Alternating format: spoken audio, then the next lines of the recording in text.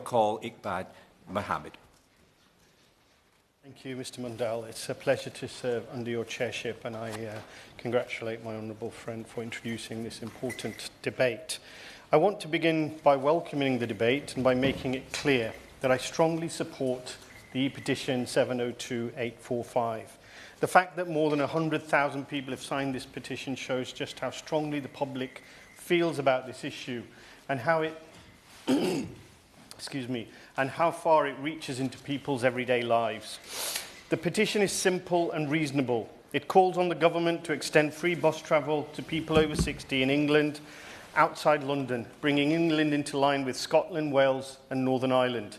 At present, those living outside London must wait until state pension age, currently 66, to qualify, despite the fact that mobility, confidence in driving and independence often decline well before that point.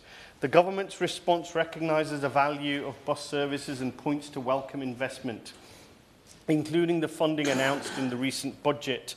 I welcome that funding, but the response ultimately sidesteps the core issue. Responsibility is shifted to local authorities and devolved governments, rather than making this a statutory entitlement across England. That matters because leaving this as a discretionary measure creates inequality and uncertainty. Local authorities are under immense financial pressure, and people's access to free travel should not depend on whether they live, on where they live or how stretched their council budget happens to be. National problems require national solutions. We also need to be honest about the scale of the gap people face.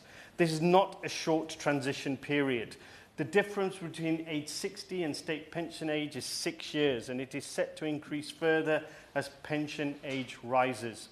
This is 6 more years during which people may be driving less, losing confidence behind the wheel, or giving up their car altogether, but are still expected to pay rising transport costs.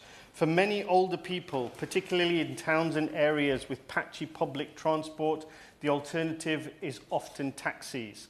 That becomes harder in later life and retirement, when people are more likely to be living on a fixed income, watching every pound and trying to stretch their pension as far as possible.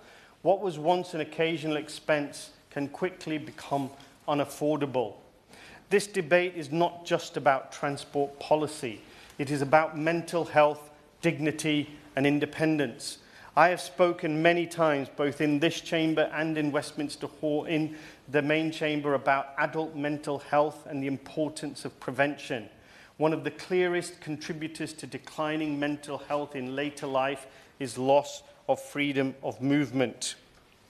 Research by the London School of Economics shows that this policy delivered a policy of free transport for over 60s would deliver powerful and measurable benefits. Older bus pass holders are 37% less likely to be sedentary, improving physical health through everyday activity like walking to and from shops. They are also 1/3 less likely to experience social isolation, a factor strongly linked to poor mental and physical well-being. The NHS itself increasingly recognises the importance of community mental health for all older people, of staying socially connected, active and engaged. When people cannot get out to see friends, attend community groups, volunteer, or even make simple everyday journeys, isolation sets in. Loneliness, anxiety and depression are not abstract risks. They are real outcomes of restricted mobility. Free bus travel for over 60s is therefore not just a concession. It is an investment in well-being, independence and prevention.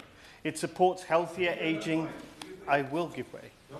Do thank him for giving way, and I do apologise for interrupting his flow. I don't think anybody disagrees with him. Everybody would love free bus travel for people over 60, and perhaps even more people, but it's a question of cost. How much does he estimate this would cost? Because he talks about investment.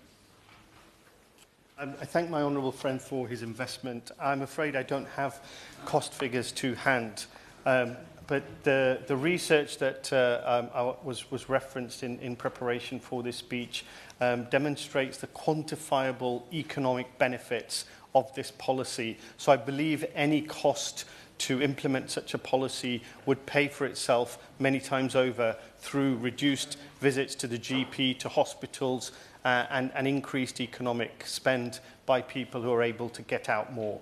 So just to continue,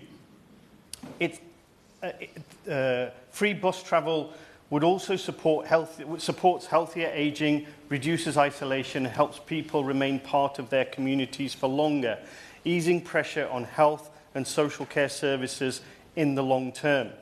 I urge the government to listen to the strength of feeling behind this petition, to move beyond passing responsibility elsewhere, and to consider making free bus travel for over 60s a fair, national and statutory entitlement.